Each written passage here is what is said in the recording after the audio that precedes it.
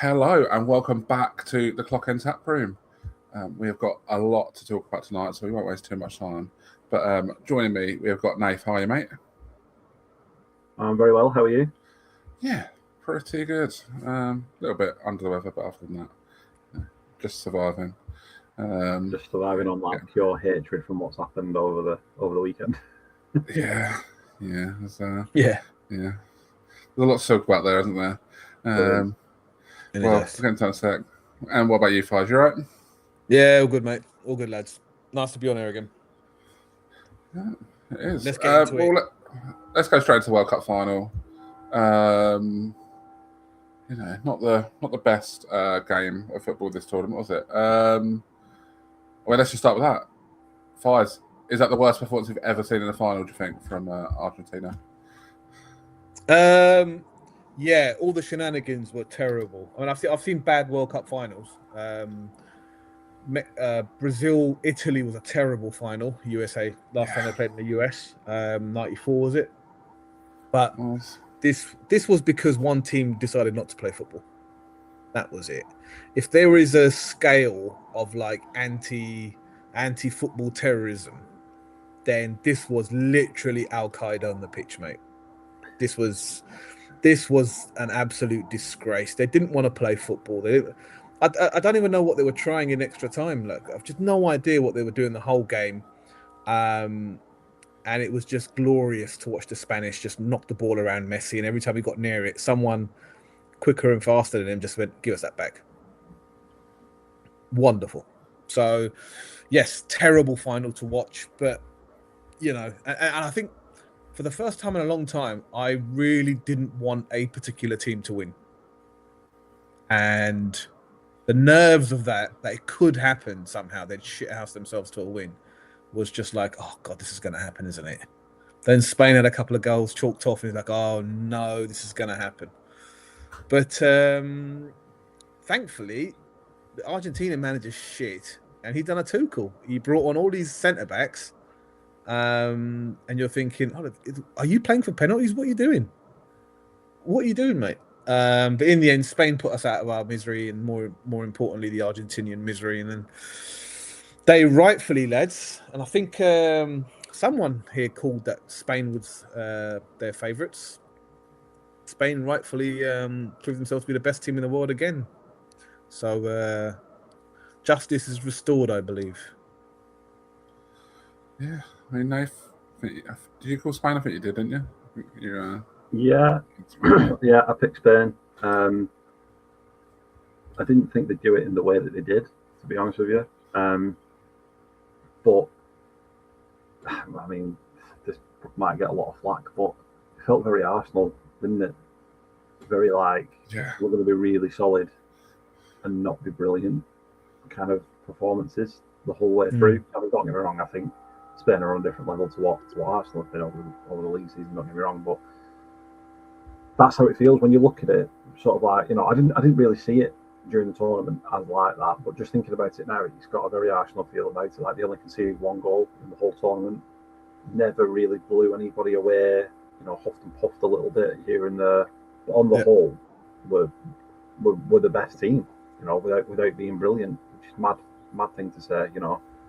People might argue that France were probably the best team to watch, but they didn't get it done. Do you know what I mean? So, yeah, it was. The final itself was just horrific, wasn't it? Like, what an awful game of football. Just Spain were just trying to keep the ball, which we knew that they would do, and look for an opening. And Argentina were just. I didn't expect anything less from Argentina. I really didn't.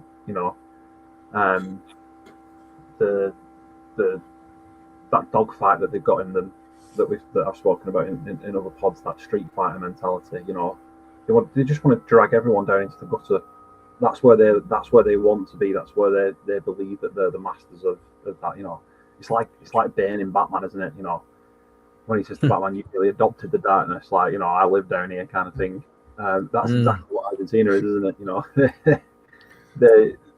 That's what they're all about. The dark arts, the rolling round, the little pulls, kicks here, all that kind of stuff. And like I said, it was absolutely brilliant to just see it not work. And for a long while, it looked like it was going to work. It looked like they were going to get the job done.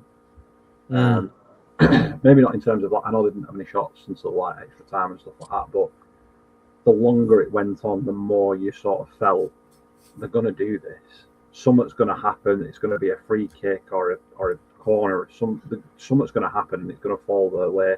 Even penalties. I'd have probably backed Argentina going into penalties, just because that's how it felt it was going to go, kind of thing. But yeah, delighted that it didn't. Ferran Torres has got a lot of shit from a lot of different people, so he'll be made up that it's his name that's going to be remembered as the guy who got the goal to get it done. But yeah, I picked Spain. Didn't think it did win it the way that it did, but yeah, just a fantastic unit, and I think I don't know if we're going to go on to this, but just someone who stood out was Rodri again. He just runs it, doesn't he? He absolutely runs the entire game. Doesn't matter who he's playing, who he's up against.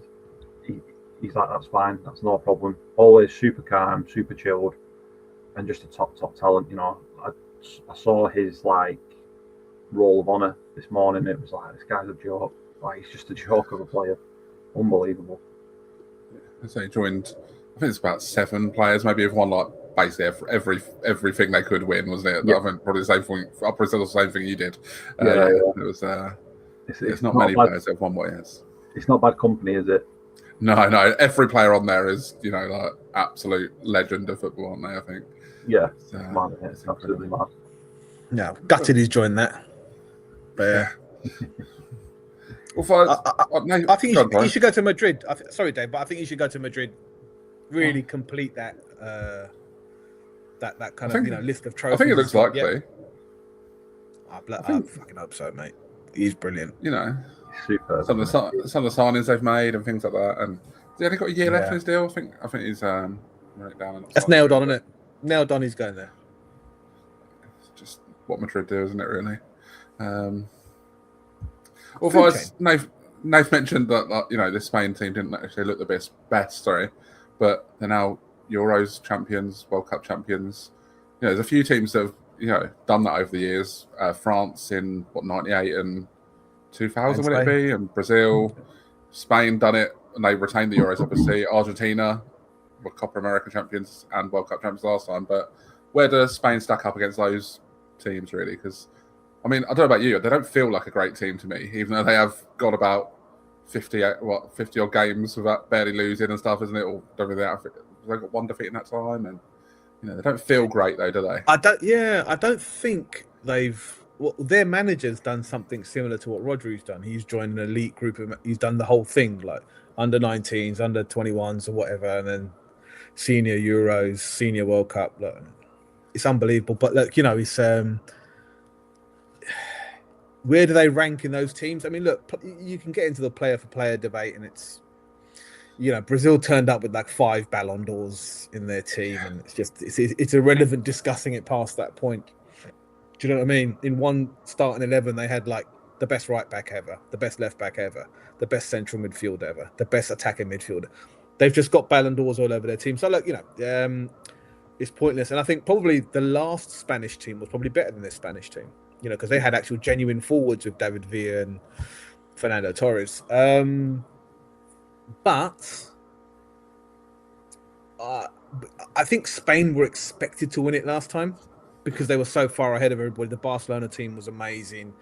But this team, in its own right, it plays. It's the only team in the World Cup, and I was trying to think about, ahead of the pod, what I'd say about them. And I think the greatest compliment I can pay them really is that they have a completely unique style.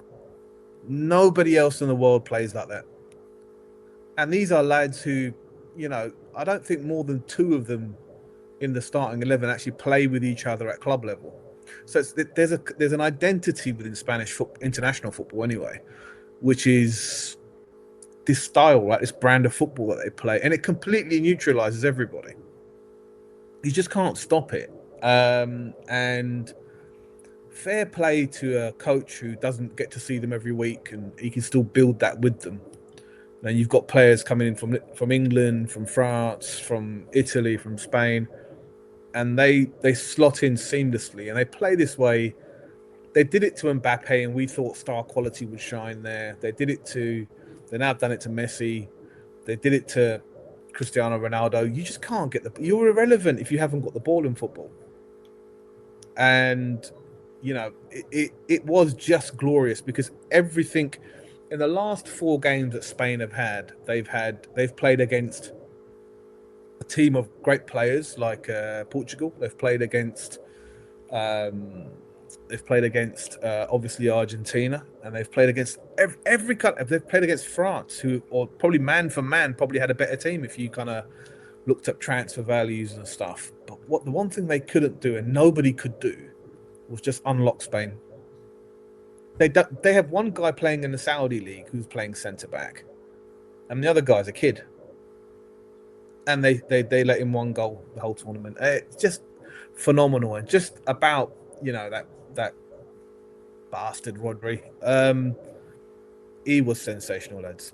The whole tournament, nothing fazed him. We've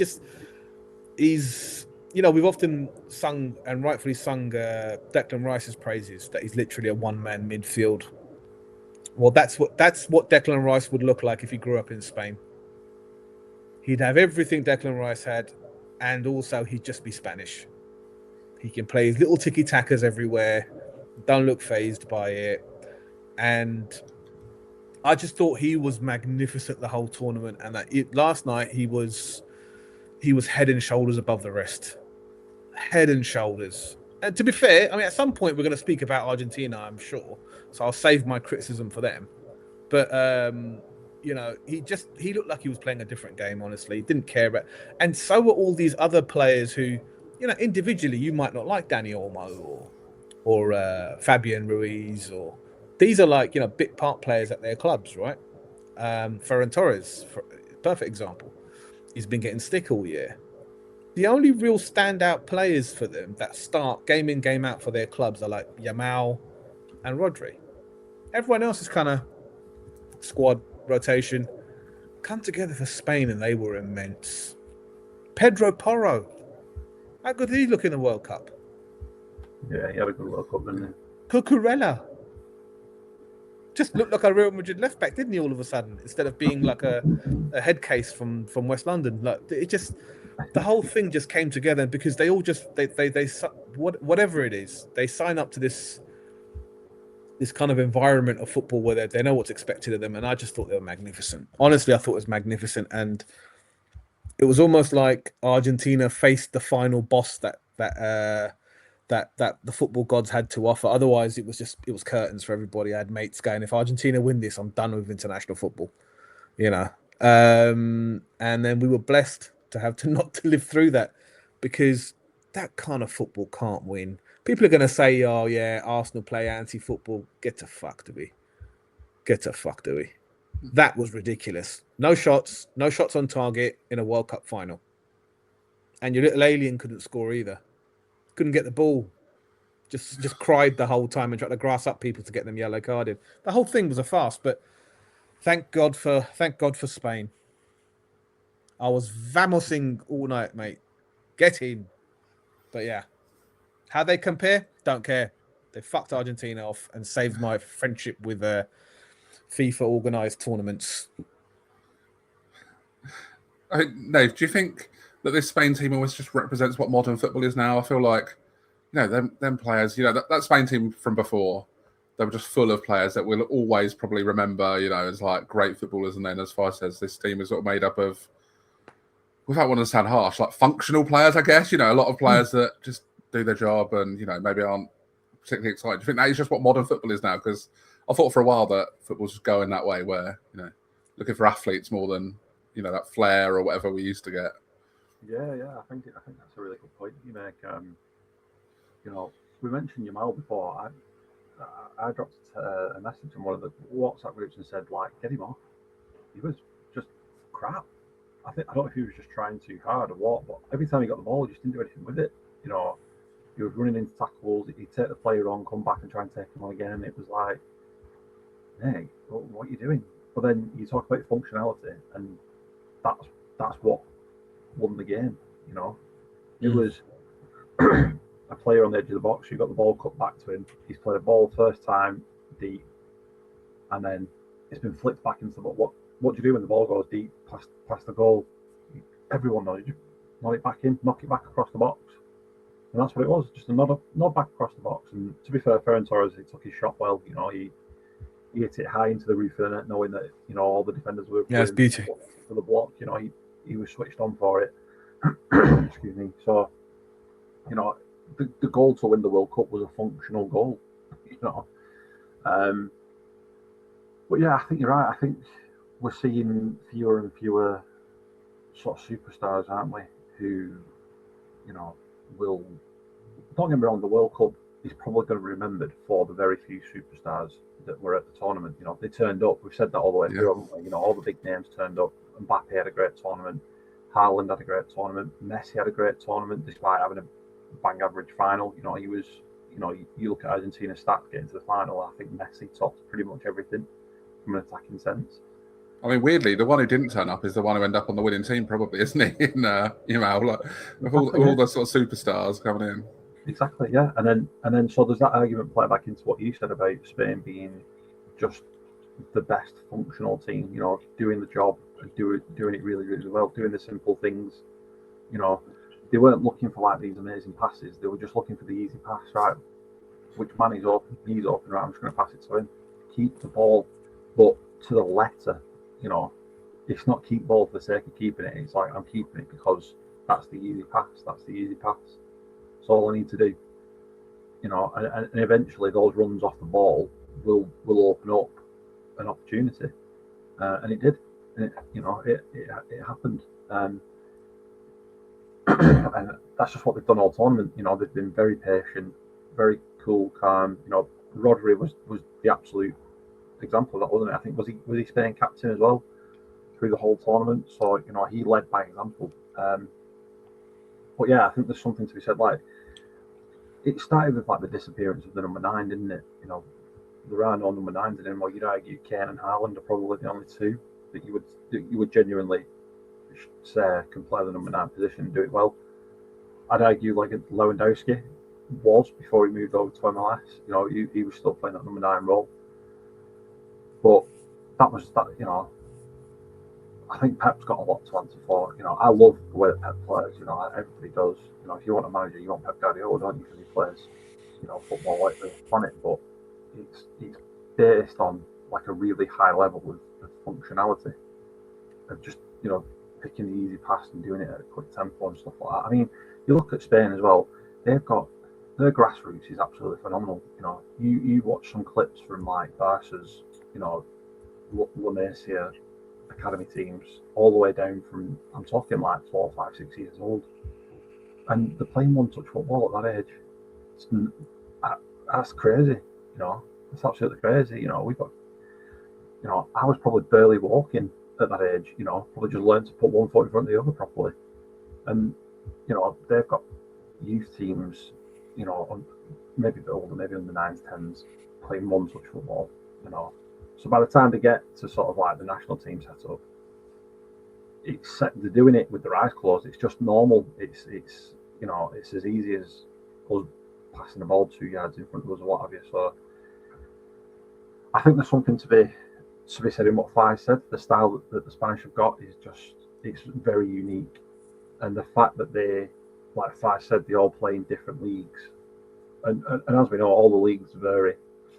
You know, the Premier League is wildly different to La Liga, which is wildly different to Serie A and stuff like that. The fact that they can come together in the national team and play a specific brand of football and play it very, very well, you know, it shows that the Spanish, the whole setup, you know, obviously you've got to give credit to the manager, obviously, and again, I think his route to the team as well, to being national team manager, the fact that he's come through under 19s, under 21s. He's probably been coaching a lot of that group since they were, 15, 16 in the youth setup. So again, it's quite easy to implement a style if you keep that manager throughout the age groups. logic would say that's the easiest way to do it. So who knows if Tuchel does go? Is Lee Carsley the answer? Is that what we're saying? That's a good point. That'll be a tough one because I don't think his little audition he had was the most successful, was it for us? It was a bit wild, wasn't it? It was throw everyone up front, and it was fun to watch though. Well, you just hit the nail on the head. It was fun to watch, and we've all been slagging Tuchel off because we've been like, why are we defending for 90 minutes? And then we've just said, well, we're not sure if we want Lee Carsley because puts everybody up front. It's like, well. Oh no! Don't get me wrong. I was for Carsley and going wild for it. It was wasn't against it. But before we move on to England, Fives, do you want to have a couple of minutes on Argentina? You just, I'll ask you no questions. Just go ahead. What vent about them if you want. Yeah, just fuck them, basically. Just fuck them. Honestly, they've been a disgrace the whole time. They're 10 bums and Messi, and the first time they've genuinely come up against a good team, happened to be the European champions, they've got their asses handed to them. Now, it was 1-0, and that's only because there were some weird decisions and weird things happened. Like Marino missed a point-blank header, which he buries that. And I was ready to just go mad when he missed that header. But back to Argentina, they had no interest in playing football. None of them. They were just kicking it. All the things that we've got that's really wound us up over the last few weeks about them, all culminated into this one game. I've never seen anything like it. I've never seen a team decide to not play football and just go after people and kick them over, and then while they're on the ground, push them again, or try to rake your studs across their stomach, or when Enzo Fernandez got sent off, he had the temerity to be waving his finger like that, going, no. The fella's just done a 360 and some. But he was going, no chance, didn't touch him. So why is it then, my good friend, did he decide to fall over in a 360 about 6 foot in the air? How did that happen then, mate? Just, he decided to do that? It's just the absolute ridiculous nature of it. And to somehow, even the commentators, I've never known everybody to get behind an idea wholesome. Even Rooney tried to defend it a little bit. Oh yeah, you got to play a bit aggressive and you don't mind. And even by the end, he'd given up as well, because it was just like, at what point are you going to decide to actually get back into this game or try to take the game? When is this football stuff happening? Just let us know, mate. We'll tune in. But it was just ridiculous. The whole thing was from the England game, all the over celebrating, and then to top it all off, I've only spoken about that game, lads. What happened after that they'd lost? Yeah, what happened after they lost?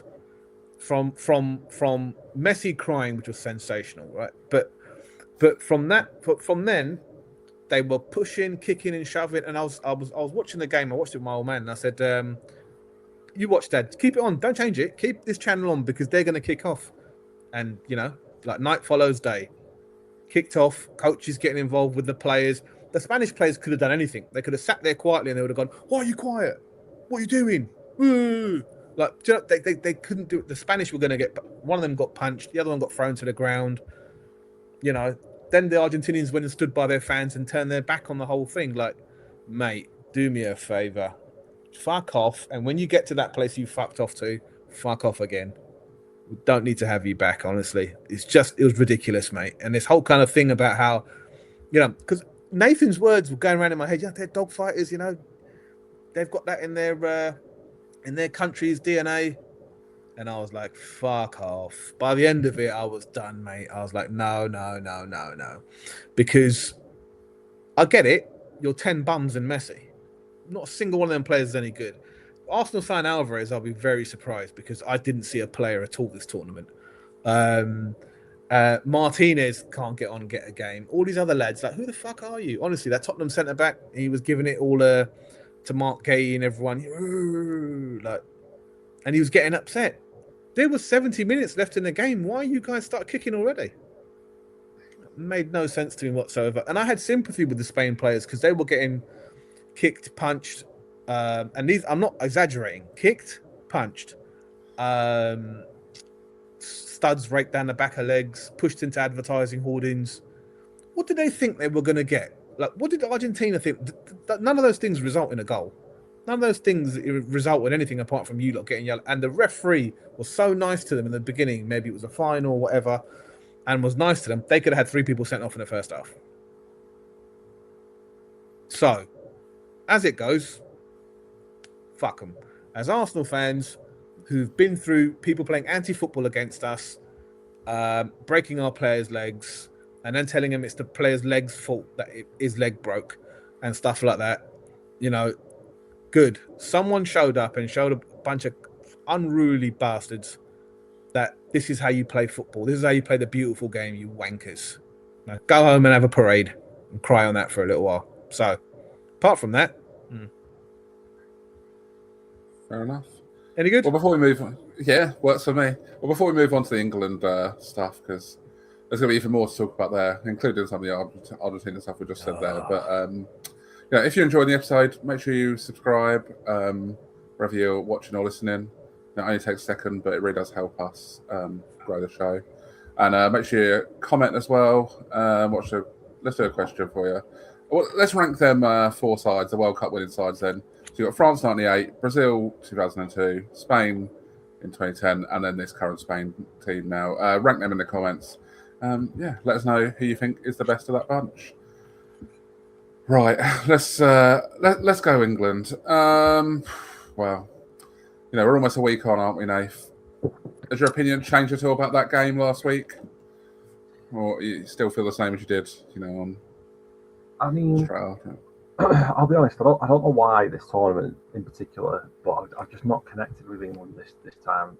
Obviously I wanted us to win, I wanted us to do well, and all that kind of stuff, but I wasn't as invested as normal. I've enjoyed watching everybody else and seeing what else was going on around it. England just felt like a distraction to me in this tournament. But yeah, for that performance in particular, it was the first time that Tuchel got it wrong for me, and he got it badly wrong, really badly wrong. People saying that he should leave, and I'm like, no, that's not going to happen. That's a stupid thing to say. We've just finished third at a World Cup. Since when has that not been good enough for England? I get the whole mentality of, if we're in it, we've got to win it. We're one of the best teams and blah, blah, blah. And I'm all for that. But it's the best we've done since we've won it. And we're saying that we need to get rid of the manager. Fucking grow up. If that's what we're going to do, we're going to run out of managers very quickly to want to take the job. Just stupid. But, he did get it wrong. Fair play. He got it wrong. To go defensive after going 1-0 up for that long. They were there for the taking, by the way. They were there for the taking. Don't get me wrong. We knew they were going to dig in, and we knew that they'd have chances, towards the end of the game, because that's the pattern that they'd followed up to that point, because let's not forget the final hadn't happened at this point, so we can't look at that game at the moment because we're in the semi-final and that game's not happened. Of course, we can't, but everything they did in that final was what they did for about 60-odd minutes in the England game, wasn't it? They didn't try and play football until they were 1-0 down, really, did they? They weren't, No, but up to that point, the whole tournament, especially in the knockout phase, have been, let's get it into that last 10 minutes and we're going to nail them. We're going to throw everything into that last 10. It was almost like they were playing for Messi, thinking, right, okay, he's 39, he's not going to be in the game much, so let's give him as much rest as possible throughout the game, and in the last 10 minutes, we'll switch it on. We'll give the ball to Messi as much as possible. It's exactly what they did. And for whatever reason, we decided to let them give the ball to Messi. What are you doing? We've spoken on the pod about him being mentioned in player of the tournament up to that point. He was in that conversation. I'm not saying that he was, but we'd certainly thrown his name in there. At that point, Like I said, it was 10 bums and Messi, and Messi was balling throughout the tournament. Let's be fair, he was providing the assists, the goals, anything good that came out of Argentina was from Messi. So why on earth are you going to let him give him the ball with all that space and all that time? What are you doing? What are you thinking about there? What's the plan? I'll tell you what. In the first half, I thought Elliot Anderson did a really good job on Messi. Every time Messi touched the ball, Anderson was just straight into him, in his back, round his ankles. Trying not to. He gave a couple of fouls where I think he picked up a booking. I'm alright with that. He's doing his job. He just didn't let Messi get into the game at all. To the point where at half time, Scaloni completely changed the whole system to get Messi out on the right hand side and get him away from Anderson, and it worked. Don't get me wrong, Tuchel helped by putting, what was it? Did we have like 10 defenders on at one point, or 9 defenders, or something like that? I've genuinely never seen a team go 6 at the back before. No, a real 6 at the back was insane. You know what I mean? Like we praised the performance against Mexico. That was because we were down to 10 men, and that was because we had an out ball and we scored a couple of goals, and yeah, all right, for the last 20-30 minutes we went big time defensive, but it was the right thing to do at that point. Argentina was still there for the taking. They were always going to have to come and score a goal. So surely you leave a few players on, and you make sure that you've got that breakaway. And you said to the players, look, yeah, all right, go and play 6 at the back. I haven't got a problem with that if that's what you want to do, but make sure you've got an out ball. Make sure that you've got an opportunity to counter. And he took all of those players off to put his 6 at the back. And you're thinking to yourself, right, well, you've got one plan, and that is it. That is it. That is your one plan. It would have been, honestly, it would have been better if that's what you wanted to do, is put 10 at the back, but leave one person on Messi. Leave Elliot Anderson on Messi. He's done a great job up to that point. Just say to Elliot Anderson, you don't need to do a single thing apart from follow Messi around the pitch. And if he touches the ball, you run him straight away.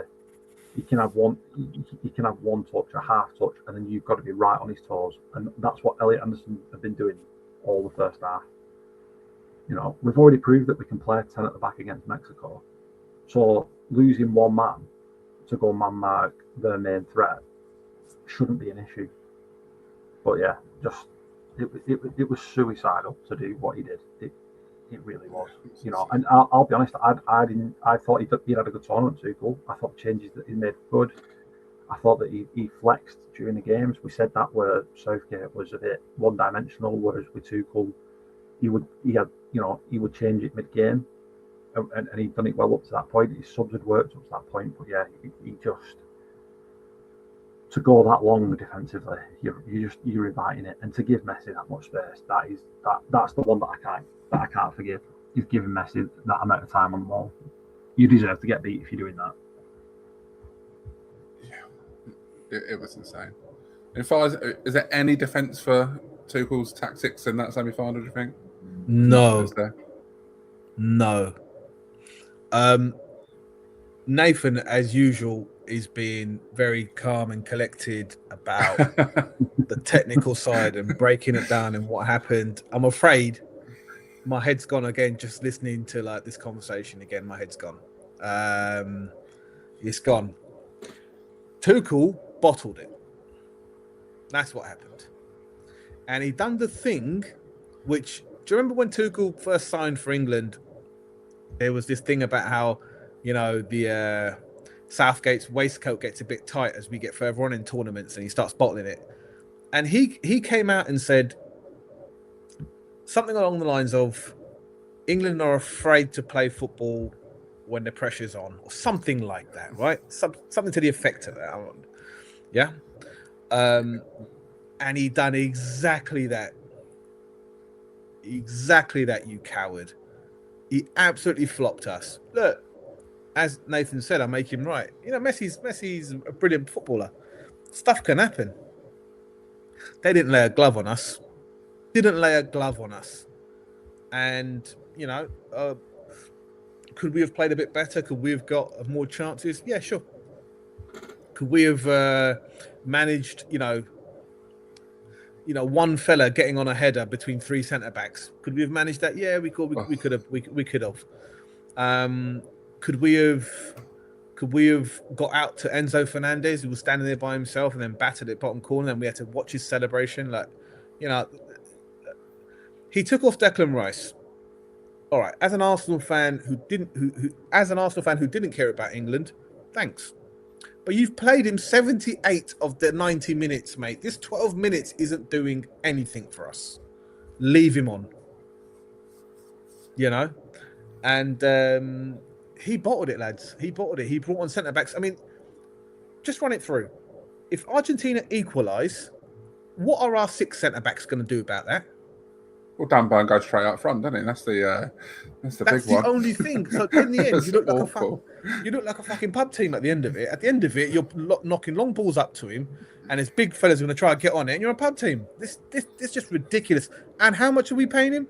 Mate, I am more convinced than ever you should not have a manager from a different country trying to manage your football team. I'm convinced of it. It's going to be the most xenophobic take I'm ever going to have on here. But I promise you, it should not have. All the teams that win World Cups do not have foreign coaches, mate. That's what other teams do that don't have, as good a league and stuff like that. And they need help to qualify. England qualify with no problem. We need someone to win it for us. We've just got no identity, lads. And if anything, the Spanish have showed us. You put our team on paper against their team on paper, put it into a computer or whatever people like to do these days. Look at the transfer values, look at all the ratings, and I don't know what else matters these days, but put them all in there. And that Spain team should get battered, but that Spain team will not give you the ball because they've got an identity. They've got an identity the way they play. I don't know how honestly, I still can't work out years and years of watching England what we do. What is it we do as a team? We produce some phenomenal footballers as a country, but what do we do with them? Like, what is that? Now, I get that's not Tuchel's fault, right? But I wouldn't be so... And I do think they should fire him immediately. We brought you in for a specific thing, mate. And you acknowledged it. You're not going to bottle it. You're going to play fearless football. Yeah? You didn't. You didn't. As soon as you scored, you brought on centre-backs. Now, how much of a tactical genius do you need to be to then go to 6 centre-backs and then go back to some kind of attacking team and then convince them that this attacking team is now going to go and make an impression on the game? You've taken off your best players, you idiot. Honestly, it was written on the wall. The moment he did that, I just went, oh my God, what's he done? And I'm sure you lads, everyone you were sitting with would have said, what's he doing? We're winning the game.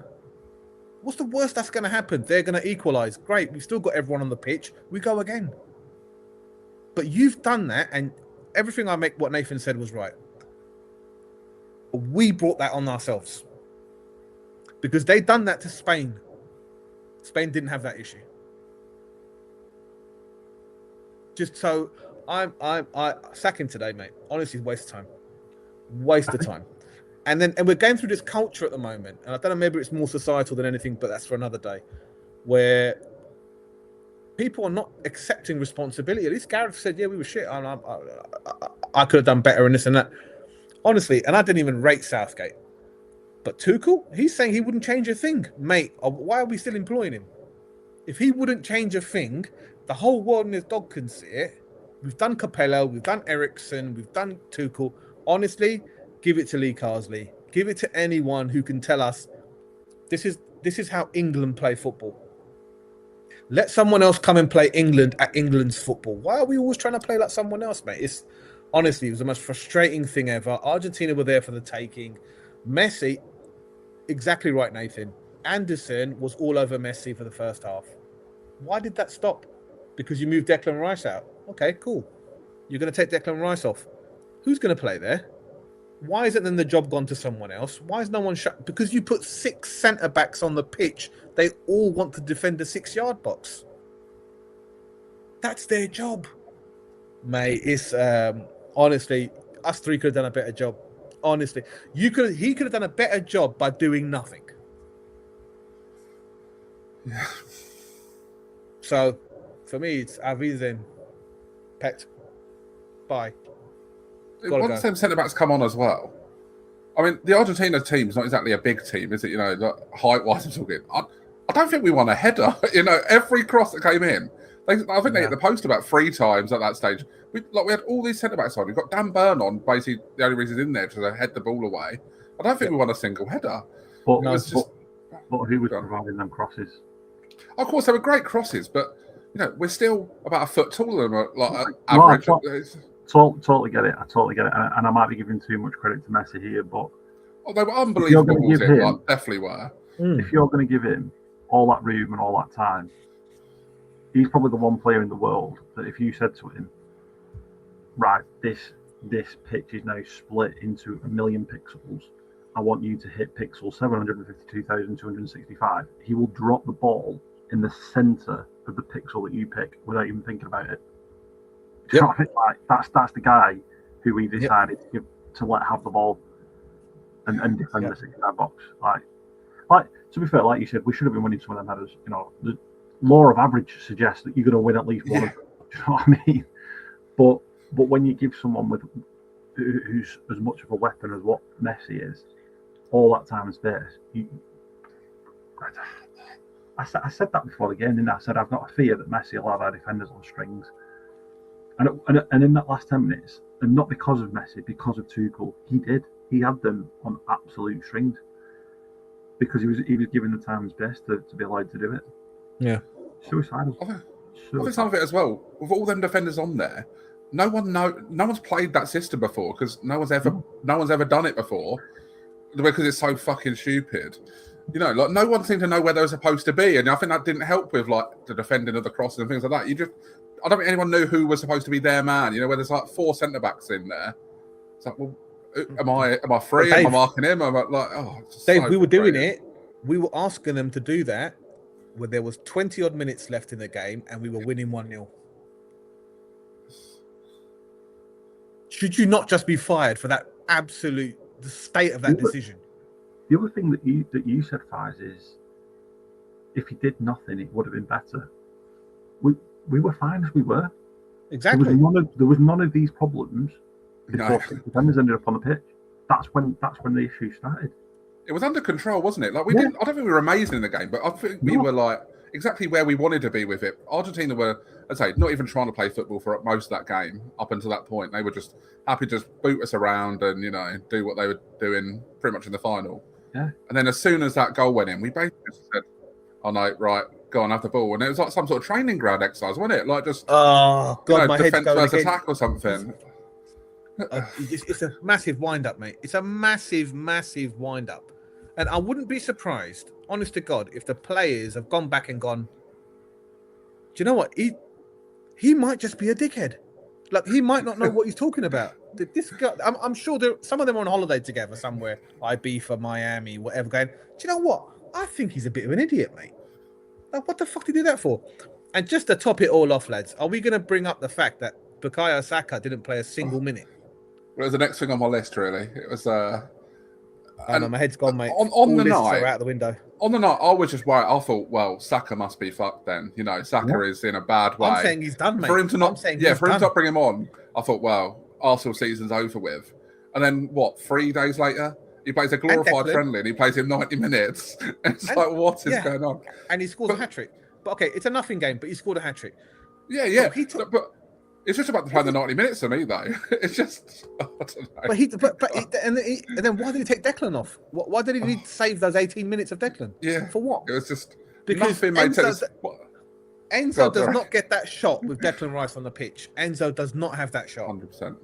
Well, I agree. But what I wanted to mention was that corner routine happened 4 times before the goal. The exact same routine, same 4 times before he hit that shot. How are you not, after 2, going, right, shit, let's just bring someone out? Because like you said, Dave, we've got the height, we've got the physicality in the area. We don't need a box full of players. So go and put 2 on the edge of the box. Deck would have been one of them, and Anderson maybe the other one because he's not the tallest, is he? So just put them 2 there. Why are you letting them do the same one over and over? It's like Messi had gone, right, okay, we've got to that bit.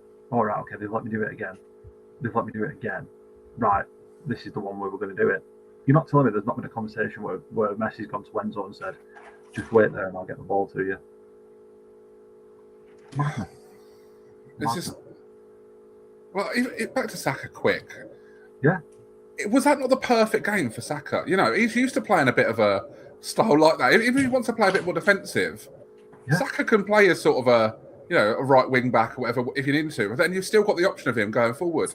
I don't know. The game was crying out for Bukayo Saka. I think in the end, it was so frustrating. We were talking about it like a couple of minutes ago, weren't we? We were saying like we took off the counter. We took all the players off the counter threat. Whether it was Morgan Rogers, Gordon, Rashford, just anyone with a bit of pace. Like keeping Kane and Bellingham on.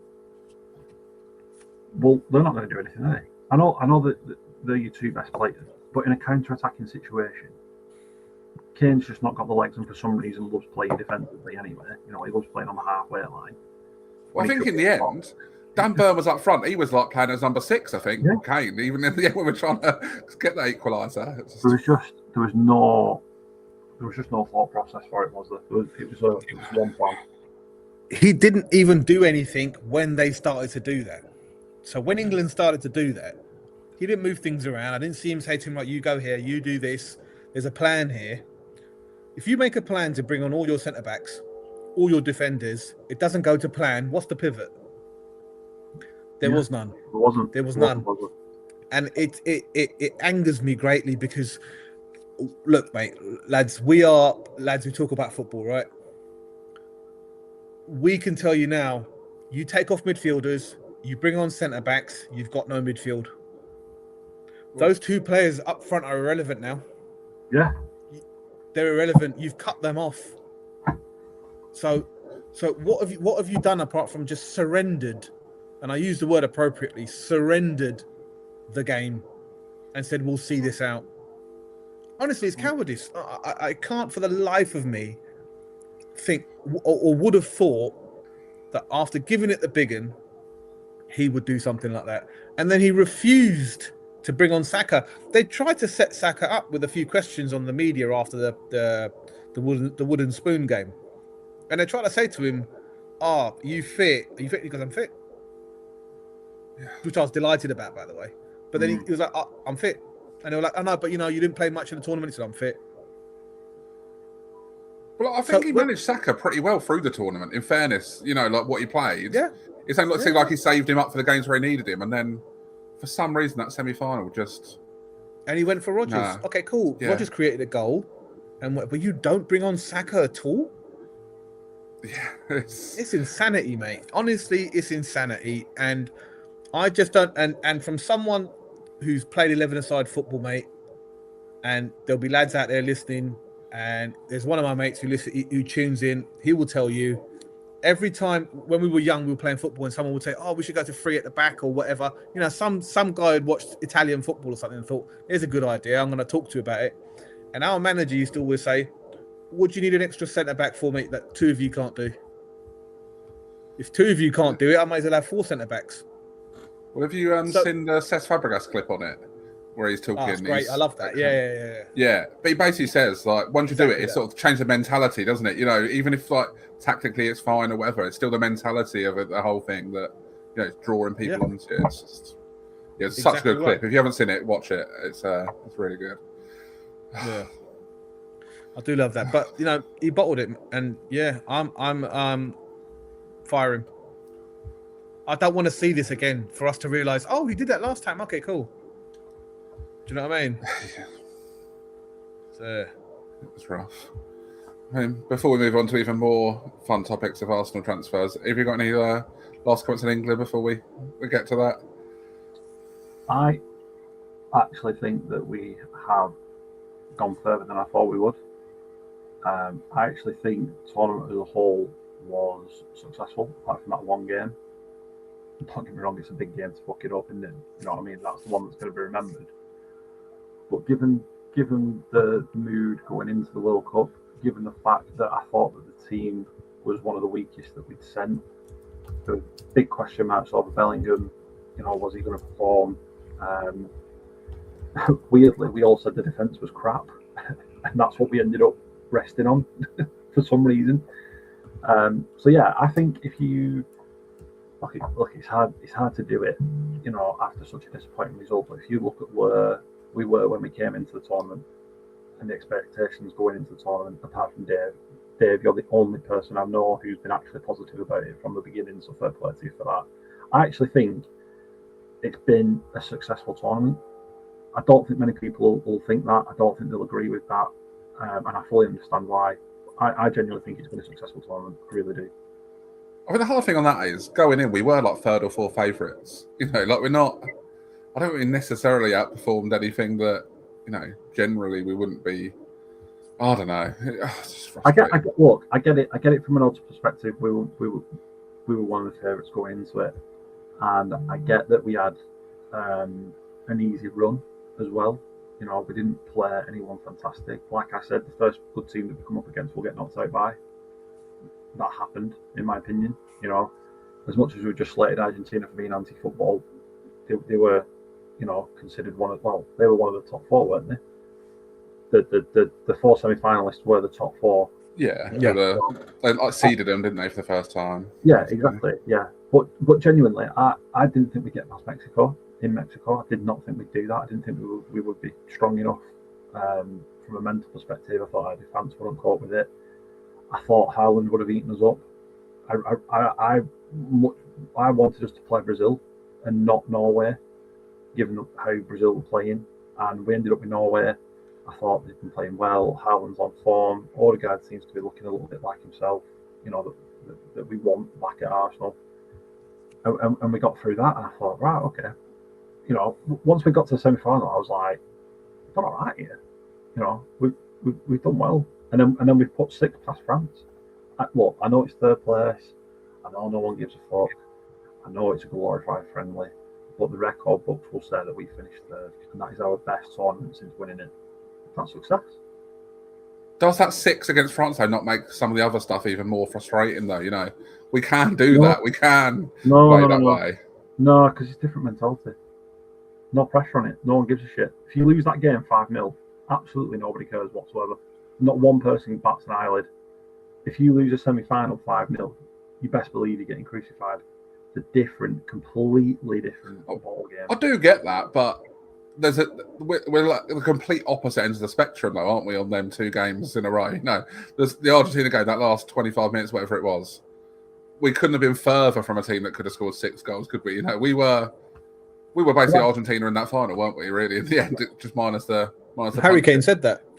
Yeah, I totally get where you're coming from. I do get that, but the 2 games are just completely and utterly different from a pressure point of view, and not wanting. Argentina and England played to not lose. They were terrified of losing and not getting there and not getting. Mate, we've seen it with Arsenal. How many times have we seen it with Arsenal? They were terrified of losing the game. So we played not to lose. We didn't play to win. We didn't play to win any games towards the end of the season. We played not to lose. Exactly what England did. But then you come into a third place playoff where nobody cares about that game. If FIFA turned around and went, do you know what? We're going to sack it off. Everyone would applaud FIFA and say that's the right decision because nobody wants to be in that game. Tuchel said he didn't want to be in it. Deschamps said, yeah, we're going to take it seriously, but let's be fair, we don't really want to be in this game. No one cares. So of course you can take the shackles off and say to the lads, do you know what? You can do what you want. Go at them, go and run at them, go and take your man on, go and shoot from wherever you want. Because there's no pressure on it. There's no pressure on it whatsoever. I just think there's got to be something in the middle. Like I think the manager's got to, take some of that pressure off the players. If it's about pressure and playing not to lose, I think that comes down to the manager for me. I'm not in the fight camp of like sack him immediately necessarily, but them issues come down to the manager. That is his job to relieve that pressure, make them feel freer. Play to the best of their ability, and I don't think he did. I agree. I 100% agree. I just think that in that third place playoff, the manager has got a free pass to say all the things that he probably wants to say. Whereas, look, he lost that semi-final, and we're saying sack him. That's why he doesn't want to let the shackles off, because he's one game away from getting sacked. Because that's the mentality these days at most clubs, at most international jobs. You have one bad performance, you are gone. So naturally, managers are now shit scared to go for it because they know that it's them that's going to get the chop. It's not players. It's not the players. It's not the chairman or the head of the FA. You know, Pfizer's just has done a really good piece there talking about identity. We don't have one. England don't have one. That's not Tuchel's fault. That's not Southgate's fault. We just don't have an identity at all. But it's not those people who should be implementing that are going to get the boot. It's the manager.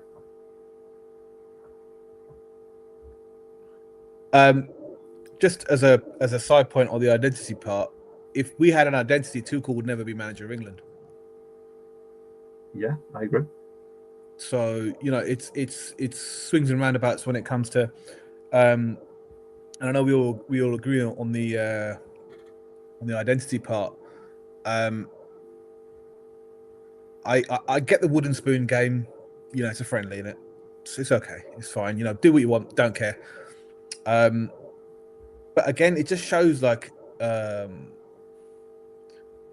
Tuchel from the early parts of his career has always been a prickly manager, right? He never kind of acknowledges things. He kind of does his own thing. Fine. You know, some people love it when it goes right and they hate it when it goes wrong. I am calling for his sacking and believe he should be sacked immediately, purely on the basis of if you are employing somebody for an elite level position, and in that position you then display something which is completely the opposite of elite, I am cutting my losses before you cost me another tournament. Because believe it or not, lads, Tuchel was an experiment by English football, just like Capello was. Just like if Guardiola comes in, you know, there was talk of Guardiola managing England. Again, what identity you give in England? Again, it's an experiment. We are who we are. Maybe one day we'll find our way and, you know, like it will work out and whatnot. I completely understand. England probably are about the third or fourth best team in the world. Yeah. That's kind of like where we ended up. I'm not saying we should have won the World Cup. It would have been great. But then if you're in a top four, you know, luck can go your way and it can happen for you. But what Tuchel did is unforgivable. I could forgive him the Saka part, even. Okay, didn't bring him on, no problem. Rodgers you brought on did do something. What I'm not going to have, lads, it's just going to be a long day if someone's going to try to convince me of it, is we are going to allow someone, any manager, to rely on a defence, much like you and Nathan said, rely on defending out a 1-0 lead, much like Arsenal did towards it. I agree with all of that. Arsenal's best players last season were defenders. We're the best in the world at doing that. England aren't even close. And he relied on it. I mean, you know, it's just unforgivable, mate. It's just unforgivable. If we lost fair and square, like we did lose fair and square, but had we have lost without completely just our ass falling out, I'll take it. Fine, happens. Third or fourth place team, I'm with Nathan all the way. But the moment you sabotage out of your own stupidity what was a good performance up until that point, do we not agree that England were playing well up until that point? 1-0 up, knocking the ball about, half decent. Messi didn't have a sniff. I don't think we're like incredible, but we were, as I said earlier, we were completely in control of that game. Exactly as we wanted it to be, I think. And then there's a moment. He does something, they start taking shots, then he completely bottles it. They start hitting shots from left, right, and centre, and he completely bottles it. And I just think, look, lads, if someone shows you their face the first time, why are you waiting for it to happen again? Because I guarantee you, the next 10 games that Tuchel has, he wins all of them. Because they're nobody and nothing games. We'll qualify for another tournament, no problem. We'll get to somewhere important, he'll do it again. And do you know what? At that point, as we said about Arsenal all over the last season, the season before, if you're playing to that fine a margin, you're asking for it. But you are in control of a game and you actively gave it up. That's unforgivable, mate. Unforgivable. I think that one sub will go down as one of the worst subs of all time. You know, the Gordon coming off there. It was just Mate, Gordon wasn't having he wasn't having a great game. But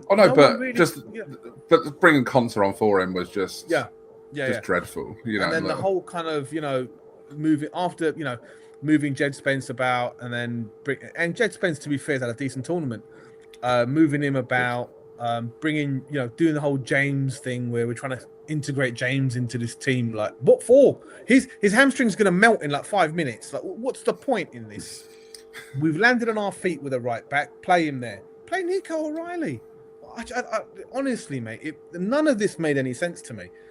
And you do all of this, and then I get it. If he doesn't know the team, doesn't know the players, even if our defense isn't our strong point, we don't defend well. The defenders aren't great. John Stones had a magnificent game, but that aside, we're saying, all right, the defenders, they can't defend this lead. How did they miss a header? They shouldn't be in that position. If it happens and you're still on the front foot, I'll take it. It happened. But if you've brought that on yourself, knowing they're not good, then, mate, there is a disconnect between your brain and your mouth, because you are saying you've told them something completely different to what you're thinking is going to happen, and then to come out and say he doesn't have to explain himself. No, mate. Thank you, P45. Off you go, mate.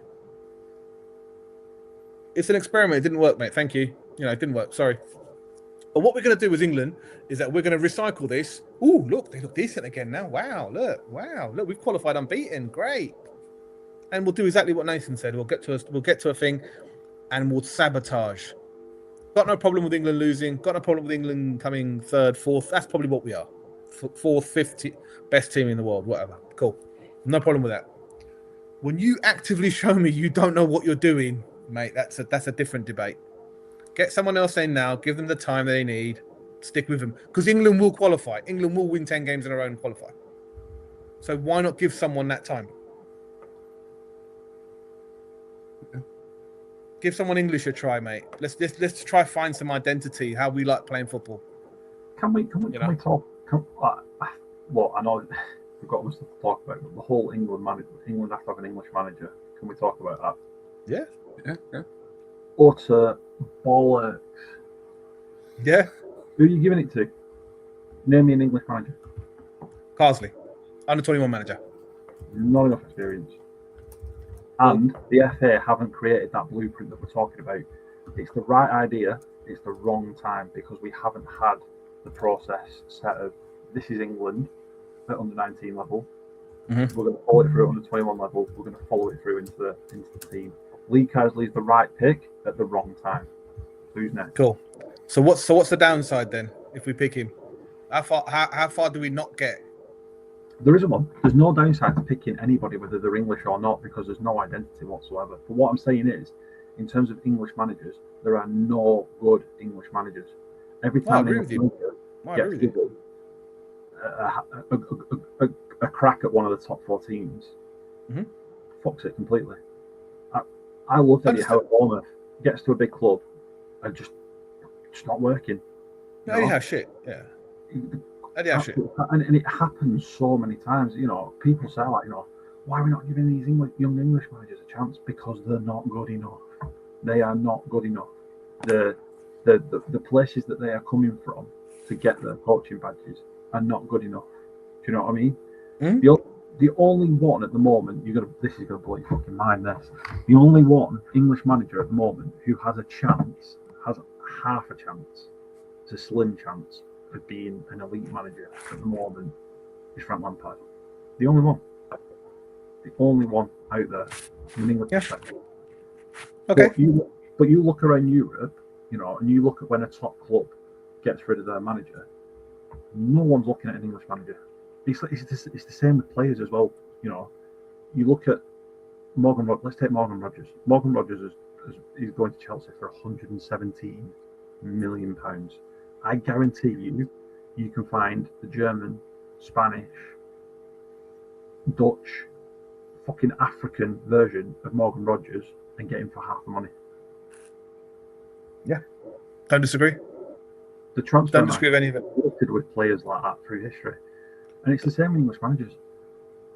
you don't go looking for a young, up-and-coming English manager. I don't know why. I don't know what the reason is for that. I really don't. I just don't think that English managers are good enough, and I don't know why.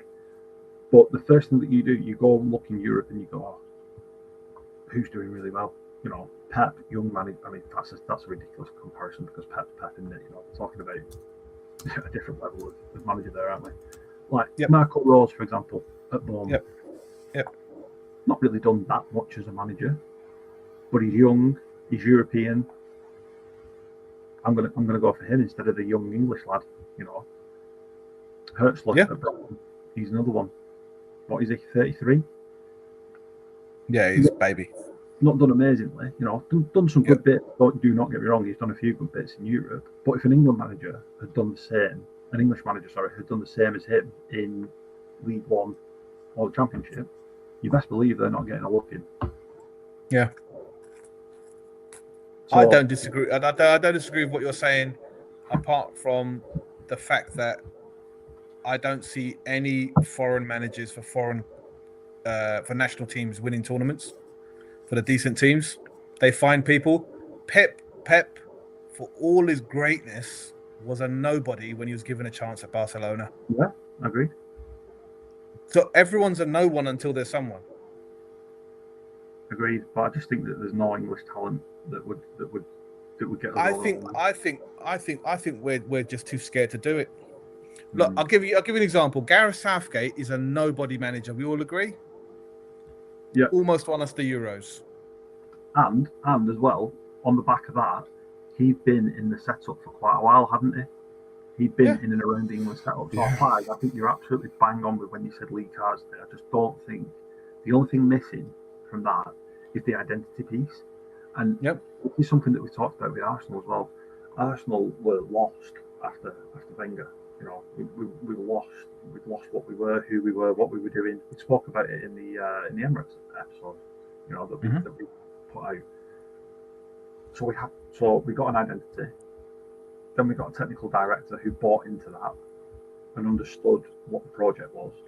Then we said, right, who's the manager out there that fits the style that we're trying to play? Now, you might not necessarily get that guy. You know, it's going to be hard to fit someone in, but you go for the best fit that you can. Then once you've got that person in, you start going, right, this is the blueprint. The manager knows exactly what he wants to do. Now we need to get the players to fit it. And it all filters down like that. Now, don't get me wrong, in an international setup, that's very, very difficult to do because you don't have that same amount of time with the players and with the staff. But that's the route that we've got to go down. Because like you said, Southgate was a nobody, but he'd been in that setup and it nearly worked. So I'm genuinely of the persuasion that they're two different jobs. Yeah. I'm genuinely of the persuasion that an international manager doesn't work at club level and a club level doesn't work at international. Yeah, I'm convinced of that. If anyone can show me any data that goes against that, I'll stand to be corrected. Until that point, I think they're two separate jobs. And I think when you're raising someone, and raising being the operative term, you have to grow someone as an international manager, and it's got to be through the ranks. You can't parachute someone in as a consultant to get it to work for you. Just don't think it works, and because as we've discussed before, it doesn't create identity for one. But that aside, I just don't. I don't see it working. I don't see bringing in someone and then talking about their club CV affects the international stuff at all. Like I said, mate, we could put my gran in charge and she's dead. We'll still get to a quarterfinal, mate. We'll still get to a quarterfinal. We'll still qualify. So what I'm saying is the risk is negligible to England, right? You want to still go out, and not you personally, but England want to still go out. The FA want to go and get financial. These great continental managers, pay them millions of pounds. Or I don't really care, but to achieve what's different? What have I seen that's different? Nothing. And there's two examples for what you said there about club and international management is Fuente at Spain, as we said, has come all the way through and has now won the World Cup. Look at Carlo Ancelotti and his club CV. Exactly. He's off the chain and done nothing with Brazil. Don't get me wrong, he's had a bit of a crap Brazil team to work with, but But I just really can't think of anyone, lads. And if we can't think of anyone, the example Italy were the one, like weren't they? Probably they were probably one of when they won it with who was in charge there? Lippi. No, when they beat us in the Euros. That was a bad Italy team. Oh god, Mancini. Was it not Mancini? Yeah, I was going to say. It was Mancini. Yeah. You know, I think they're probably the one, aren't they? You know, that a good club manager that's then gone on and done it where, you know, they probably didn't. They definitely weren't the best team, were they? Jesus. Yeah, and like I said, I'm sure someone was going to think of somebody, and then that's just the exception, isn't it? Then of course, that's just the one anyone I can think of. Yeah. And that's where. So it's not from a point of not hiring foreigners. Hello, you know, I get it, right? But it's the point from I've never seen it work elsewhere. I'm totally convinced that it's two separate jobs. And what are we doing here apart from just flying in, just getting chat up by someone on a PowerPoint deck somewhere in a room in London, and they're going, do you know what? I think he might do it. What is it you're planning? What's he doing? How is that person, unless they come through a system in your country, how are they invested in bettering that football, in developing things which are more than just, when we get to the crunch point in a tournament, I know what to do tactically. Who gives a shit, mate? Honestly, who cares? Like, we've just agreed that if he'd done nothing, we would have had a better chance. That's what we're talking about. We're talking about a chance. We're not talking about anything else. There's no guarantees in any of this. But what it does mean, and this is what I mean by getting someone English in, it's transferable then. That kind of environment you create, that kind of identity you create is transferable. I didn't know who this manager was for Spain. And he'll go into a club and he'll fail. The next person will come along, and Nathan spoke about the conveyor belt. The next person will come along and they'll play exactly the same. Doesn't even have to be the same players. They'll just knock it about and do what they're doing. Real Madrid do not play football like Barcelona, but when the Real Madrid players, granted, there was none in this team at the moment, but when the Real Madrid players came to Spain, they played like Barcelona. Why is that? And that's what I mean, mate. Yes, I agree. It's got to be from the bottom up. You've got to invest. You've got to do people doing badges and whatnot. But I don't. That's the reason why I'm saying it has to be English. I mean, personally, I think if you're an international tournament, it should be country against country, right? You know. But you don't. Fine. Okay. Whatever. But the point is that if we don't invest in developing that talent, why couldn't we do that? Why couldn't we do that? We don't play tiki-taka. So what are you asking this English coach to learn? You're not asking to learn something foreign. You know, you're asking him to basically do a little bit better than the other guy. That's it. Or at least give it a go. What you're not asking someone to do is to turn up and talk to us like we're idiots, like we don't know how to play football. And what they're going to do is show us in the crunch moment how good they are tactically. Okay, the stage is set, Tommy, my friend. Stage is set. Shut your pants. All right. Should we go again? Should we go with Capello now? Should we go with Ancelotti? What are we doing here, lads? They'll be in for another 4 to 6 years. They'll develop all their ideas, and then someone else will come along and go, that's all bollocks, start again. It's what happens when you hire consultants, lads. I'm a consultant. This is what I do for a living. You literally go into someone else's company and say, wow, this is all bollocks. Let's start again. Right, you're fired. Let me get my mates in. Right, okay. All this work over the last 5 years is rubbish. We're starting again. And then in about 3 years, you get fired. So you want to build something which lasts. You want to build something that's transferable. You want some knowledge to be retained when the head changes. You have to have continuity. As much as we didn't like Southgate, and I didn't, to be honest, I actually find him quite a nice person off of the field and stuff, but football was a bit shit. He had something to transfer to the guy after him, or the guy after him. You've broken that now. So any investment the FA did make in this, I'm sure they did, you've just destroyed it completely. And what did we do as fans? And I did the same thing, Dave, as you did. We watched the Lee Carsley get a game and go, you know, he's not ready for this job. What's he not ready for? What? To do the same thing that everyone else has done? Like I said, mate, my dead grand. Anyone can manage that team and get it as far as it goes.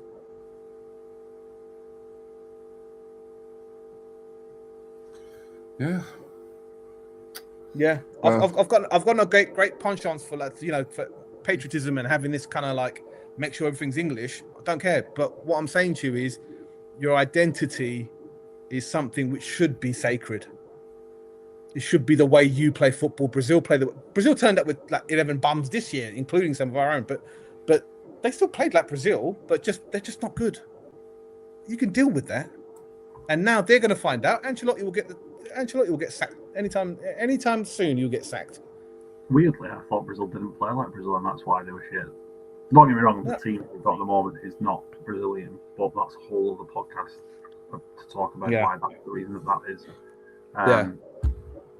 But yeah, I think you're right. I think, maybe England's identity is that we just shit ourselves when we get to a big game. That is it. We've nailed it. Yeah, we've got it. We've diagnosed it. Yeah. Jesus Christ! What an identity to have.